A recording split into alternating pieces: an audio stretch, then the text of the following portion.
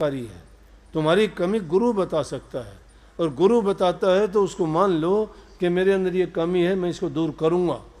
और जो दूर कर लेता है वो गुरु का बन जाता है, गुरु उसका हो जाता है, गुरु उसका हो जाता है, उसका राम ही हो जाता है।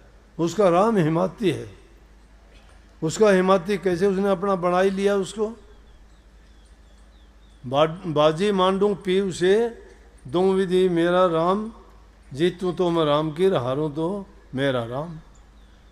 बाजी राम तो मांड लो सीधी, आजा भाई। तेरी मेरी बाजी से अगर जीत गया तो मैं तेरा हो गया, और हार गया तो मैं तेरा हो गया।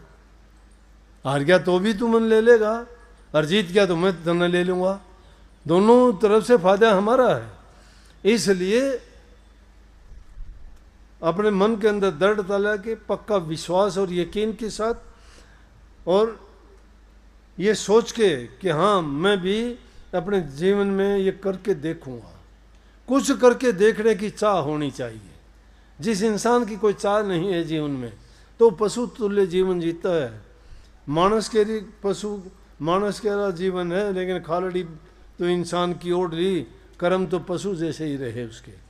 इंसान का जीवन मिला है भक्ति करने के लिए, जीवन को सफल और कामयाब करने के लिए, इन जन्म मरण के बंधनों से मुक्त होकर काल और माया के देश से आज़ाद होने के लिए। संत उसी जेल से निकालने के लिए आते हैं, और उस जेल से तभी निकलोगे जब आप गुरु के बताए बातों पे चलते रहोगे, दृढ़ विश्वास करके उनके दिखाए जो रास्ते हैं उनको अपनाओ, सच्चे मन से अपनाओ। दुनियादारी में तो चीज़ें ऐसे ही हैं, और जब किसी के आशिक हो गए, परवाह किसी की क्या करनी। जब आशिक उसके हो गए तो दूसरों की क्या देखना, कौन तुम्हारी बड़ाई करता है, कौन बुराई करता है, ये ख्याल ही नहीं रह जाता।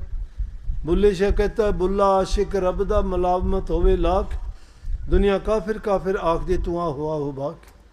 कि दुनिया मुझे काफिर कहती है, लेकिन मैं आशिक परमात्मा का हूँ, कहते रहो, मुझे परवाह नहीं है। जिसका आशिक हूँ वो सब कुछ है। एक दुनियादारी के किसी के प्रेम का नाता जोड़ के या उनसे इश्क करके, इश्क प्रेम का ही नाम है, कोई बुरा रास नाम नहीं है। कभी ये सोचते हो, लेकिन उसको बुरी अगर मानते हैं तो बुराई की तरफ ले जाओ। हर चीज़ के कई मतलब निकलते हैं, तो अच्छा मतलब निकालने का प्रयास करो हमेशा। इसलिए भाई और चीज़ें हमारे काम आने वाली नहीं हैं। एक सिर्फ हमारे काम आएगा, प्रभु का नाम काम आएगा। वो हमें इसे जो सबसे बड़ा दुनिया में रोग है, जन्म मरण दो रोग लगे हैं, तृष्णा रूपी खांसी, आवागमन का इतना बड़ा रोग है। वो काल की फांसी गली हुई है गले में, वो हमें खींचे फिरता है।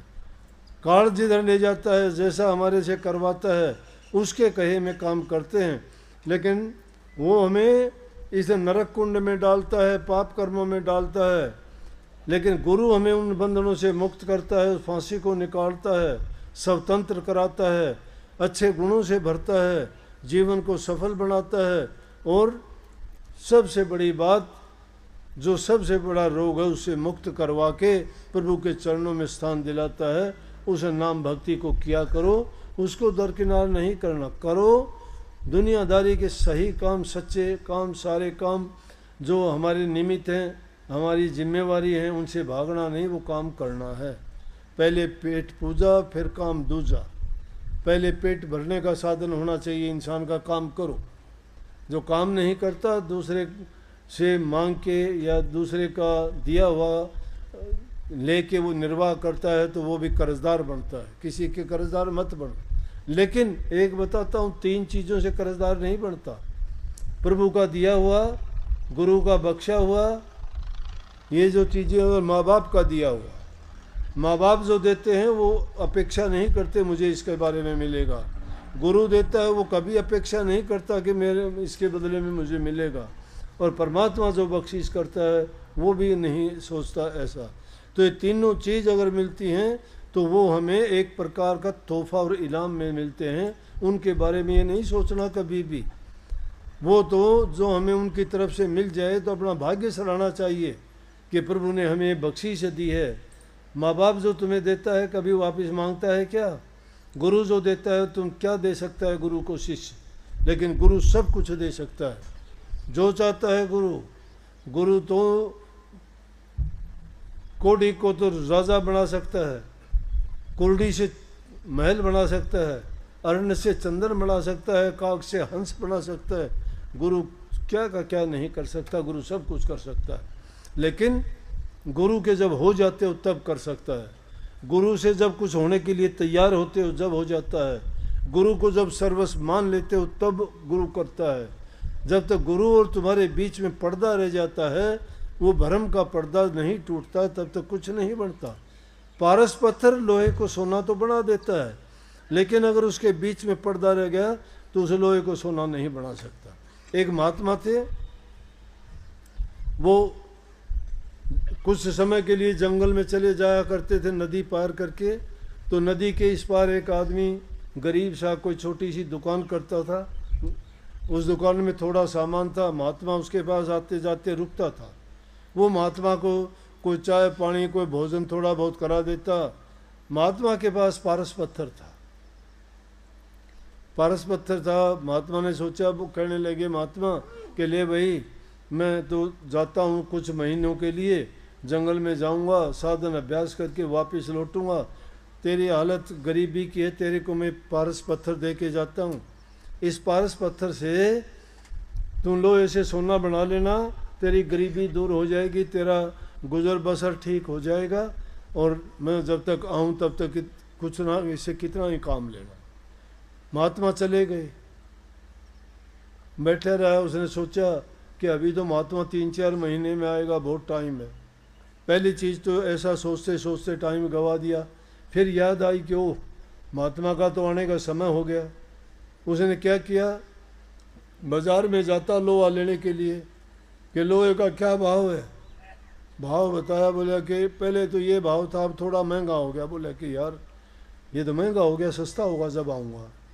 कुछ दिन के बाद में फिर गया, फिर पता किया और महंगा हो गया। यूं करते करते वो समय आ गया। समय आ गया, पारस पत्थर यूं का यूं रखा रहा है उसका। पूछने लगे महात्मा, जब आए, बोले कि भाई हालत वही छोटी सी दुकान, वही 4 डब्बे रखे, कुछ नहीं उसकी। उसने सोचा था अब तो बहुत बड़ा कारोबार हो गया होगा, बहुत सोना बनाया होगा, बड़ा धनवान हो गया होगा, लेकिन वो तो कुछ नहीं हुआ। देख के कहने लगे, अरे ये क्या किया? बोला तू तो अब भी गरीब का गरीब ही है, क्या किया उसका पारस पत्थर का? बोला जी वो तो रखा है। बोला क्यों नहीं काम लिया उससे?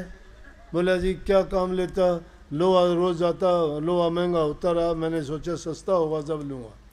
बोले अरे मूर्ख, बर्बाद कर दिया तूने सब कुछ, अब मैं नहीं छोड़ता, तेरे पास में लेके जाता हूँ। ये जीवन है इंसान का। पारस पत्थर ये जीवन है, हमारे सांस, ये सांस मिले हैं। पारस पत्थर गुरु ने नाम दिया है, वो है। इसको कैसे बनाएं? गुरु ने कह दिया कि नाम को जपया कर, अभ्यास किया कर, सुमरण किया कर, चिंतन किया कर। जब नाम का अभ्यास करेगा, चिंतन करेगा, सुमरण करेगा, तेरे कर्म कट जाएंगे, मालो माल हो जाएगा तू। मालो माल तो जब होता है जब प्रभु नाम की दौलत मिलती है। दुनिया के पदार्थों से कोई मालो माल नहीं होता, वो तो व्याधि है, बीमारी है, वो तो रोग है। दुनिया का धन अगर मिल गया तो बीमारी है, वो तुम्हारी बुद्धि को भ्रष्ट कर देगी। जिसको मिल जाता है बस उसी टाइम से बदलना शुरू हो जाता है, और उसके पीछे लग जाते हैं फिर रोग, बीमारी, चोर, ठग, लुटेरे, डॉक्टर, सारी चीजें। इसलिए वो व्याधि है, बीमारी है वो। कहने लगे तो वो जीवन करते करते सोचते हैं भाई सुमन अभी नहीं, अभी थोड़े बच्चे छोटे हैं, थोड़े दिन में सुमन करूँगा, अभी काम थोड़ा है, अभी मैं काम से थक जाता हूँ। तो करते करते बुढ़ापा आ गया। बुढ़ापा आ गया, जमदूत आके खड़े हो गए, चल।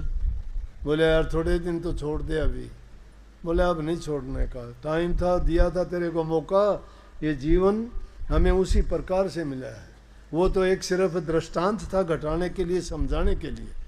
वास्तविकता तो ये है कि इंसान को ये जीवन, बहुमूल्य जीवन, बड़ा कठिनता से मिलता है, लेकिन इसको हम बर्बाद अगर कर चले तो हमारे पल्ले क्या है कि उसकी तरह फिर पछताना ही पड़ता है, कुछ नहीं मिलता।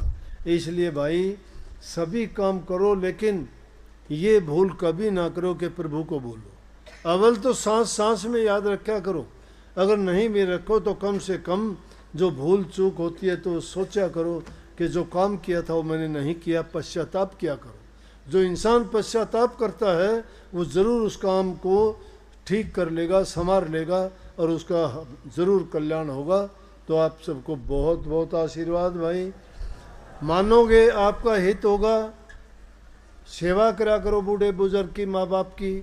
हमने गुरु से सीखा है, गुरु ने जो शिक्षा दी मैं वो आपको बताता हूँ कि जो कुछ है वो गुरु की दी हुई शिक्षा के कारण है।